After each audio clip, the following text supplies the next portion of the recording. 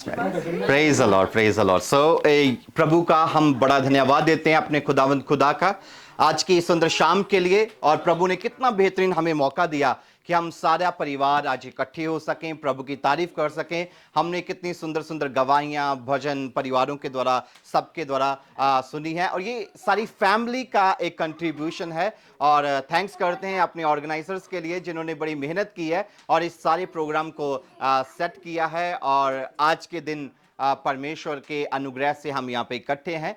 हम अपने खुदावंद खुदा का शुक्र करते हैं। और आप सब जानते हैं कि ये दिन हम सब के लिए बड़ी आशीष और बरकत का एक बहुत ही बड़ा दिन है ना। पंजाबी में इसको बड़ा दिन भी कहा जाता है क्रिसमस को, है ना। बड़ा दिन मुबारक हो। क्यों बड़ा दिन? हाँ, वड्डा दिन मुबारक होए, है ना। वो बड़ा दिन वो इसीलिए है क्योंकि इस दिन राजाओं का राजा और इस सृष्टि का कर्ता, हमारा कर्ता जो था वो पैदा हुआ। बोलिए हालेलुया। और प्रभु यीशु मसीह की जो बर्थ है या प्रभु यीशु मसीह की जो पैदाइश है, मैं आपको एक चीज बता देना चाहता हूं। ये किस दिन डिसाइड हुआ कि प्रभु यीशु मसीह इस दुनिया में आएंगे पैदा होने के लिए? किस दिन डिसाइड हुआ? Anybody has any guess? Right.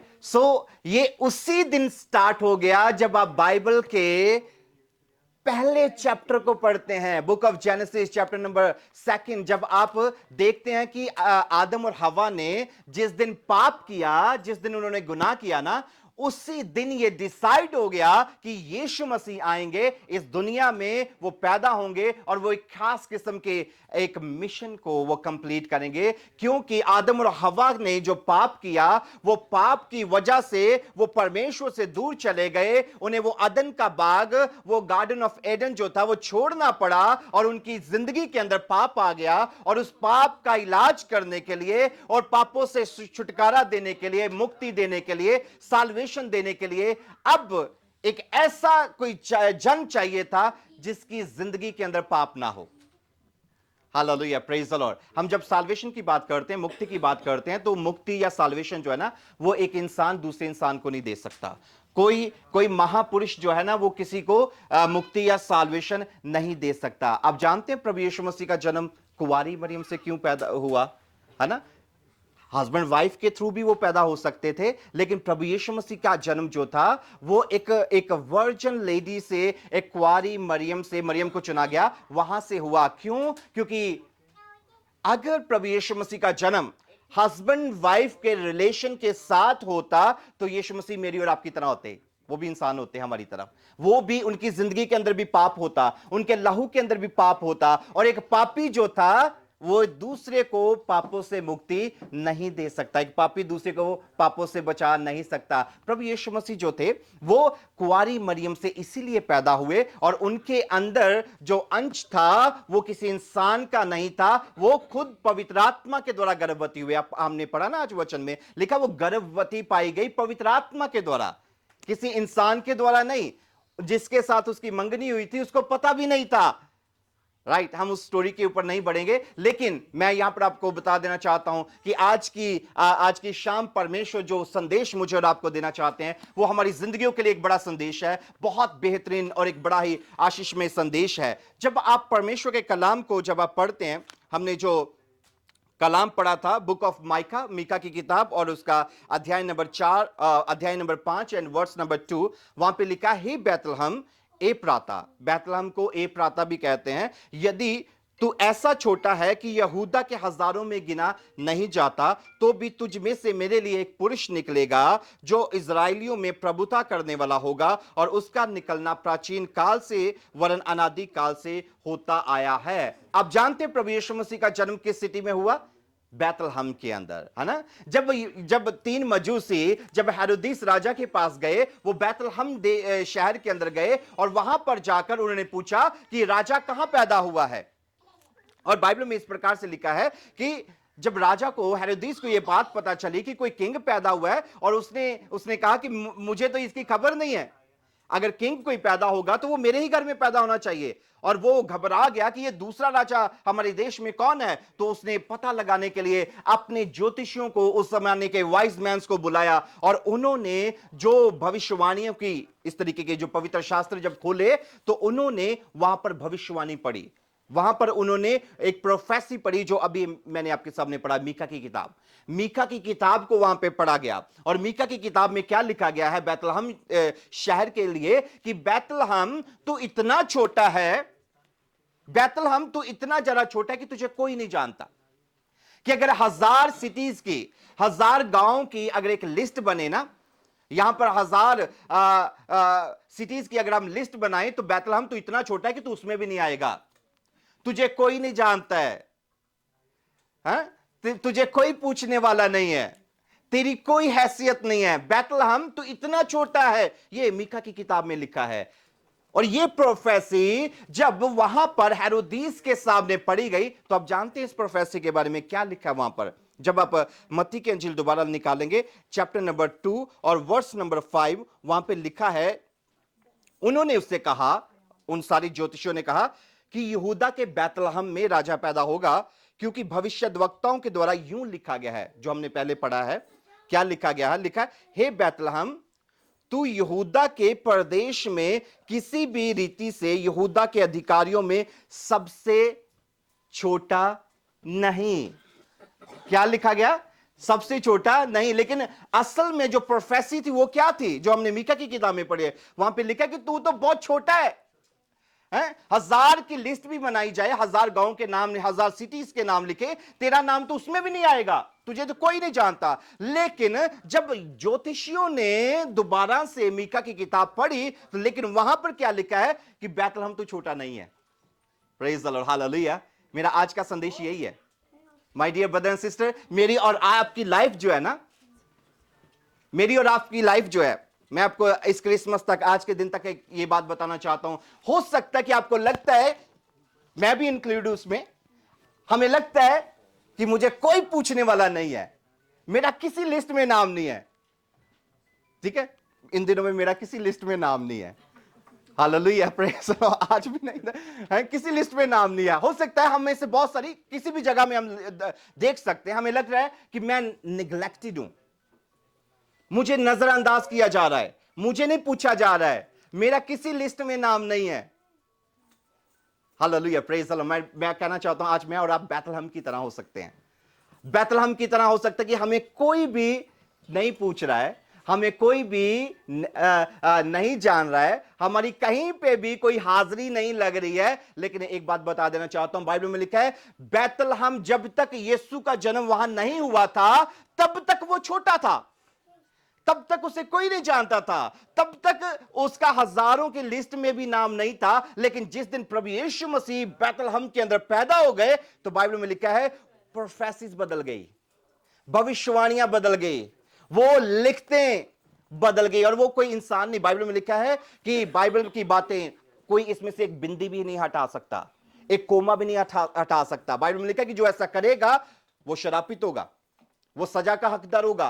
कोई इंसान जो है इस बाइबल की बातों को नहीं बदल सकता, नहीं मिटा सकता। लेकिन उस दिन जब भविष्यद्वक्ताओं ने बाइबल खोली, पवित्र शास्त्र, पवित्र ग्रंथ खोले, तो उसमें भविष्यवाणी क्या थी कि बैतलहम तो छोटा नहीं है। बोली हालेलुया। क्यों नहीं है? क्योंकि अब राजाओं का राजा उसमें पैदा हो गया, अब यीशु वहां पर पैदा हो गए। आप जानते हैं जब तक यीशु मसीह मरियम के पेट के अंदर थे, उनके पास रहने के लिए जगह नहीं थी, वो घूम रहे थे इधर उधर। जब हम अक्सर प्लेस में, और आज भी हम देखेंगे, तो उन्हें एक बड़ी छोटी सी जगह मिली जहां पर पशु, गाय या पशु जो थे वहां पर रखे जाते थे। आज हमारे घर के अंदर कोई गेस्ट आना हो तो हम अपने घर के बेस्ट सोचते हैं कि सफाई की जाए, हमारा घर बड़ा सुंदर दिखे, हमारे घर में जो गेस्ट आए उन्हें बड़ा अच्छा लगे। लेकिन जिस दिन राजाओं के राजा ने पैदा होना था, जिस दिन मेरे और आपके परमेश्वर ने पैदा होना था, इस दुनिया के बनाने वाले ने पैदा होना था, उस दिन उनके पास जगह नहीं थी। बोलिए हालेलुया। लेकिन यह सीन तब तक था जब तक मरियम के पेट में यीशु था। लेकिन जैसे ही उन्होंने यीशु को डिलीवर किया, आप जानते हैं, हालेलुया, वहां पे लिखा धूम मच गई।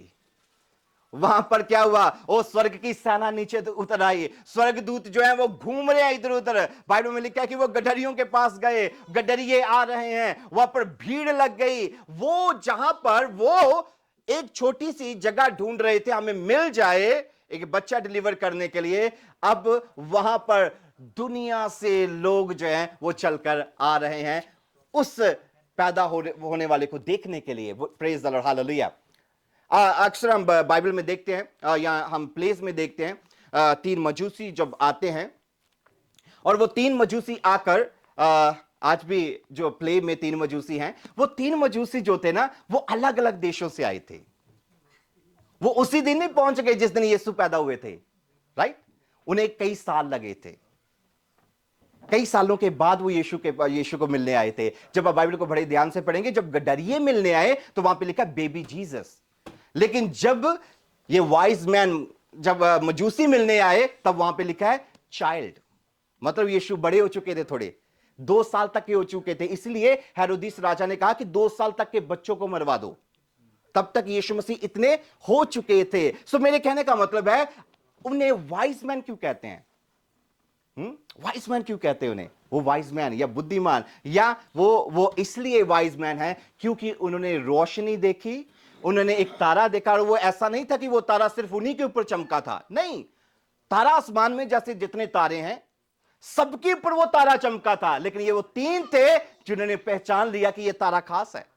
Praise the lord, hallelujah. आज भी सृष्टि के अंदर, इस दुनिया के अंदर बहुत सारे हमारे भाई बहन हैं जिन्होंने अभी तक वो रोशनी नहीं पाई है, अभी तक उन्होंने वो तारा जो है उसका पीछा नहीं किया है। आप और मैं आज यहां पर बैठे हैं क्योंकि हमने उस तारे को देख लिया, हम आज उस तारे का पीछा कर रहे हैं। आज हमें पता चल गया है कि जो मेरी असली मंजिल है वो यीशु के चरणों में है, मुझे यीशु के चरणों तक जाना है इस तारे का सहारा लेकर, परमेश्वर के वचन का सहारा लेकर। So my dear brother and sister, आज की शाम मैं वचन में से कहना चाहूंगा कि मेरी और आपकी जिंदगी आज के दिन में, जब यीशु हमारे पास आ चुके हैं, जब यीशु को हमने अपनी जिंदगी में ले लिया है, तो अब हम इस संसार के अंदर एक बड़े खास व्यक्ति हैं, एक बड़े इंपॉर्टेंट व्यक्ति हैं। हो सकता है इंसान की नजर में कोई इंपॉर्टेंट हो ना हो सकता है कि कोई आपके आसपास रहने वाले लोग आपकी वैल्यू को ना समझ पाए, लेकिन यीशु आपकी वैल्यू को बहुत अच्छे से समझते हैं। बोलिए हालेलुया, क्योंकि वो आपकी और मेरे लिए पैदा हुए हैं। उन्होंने मेरे और आपके लिए स्वर्ग को छोड़ा और इस जमीन के पर आए। और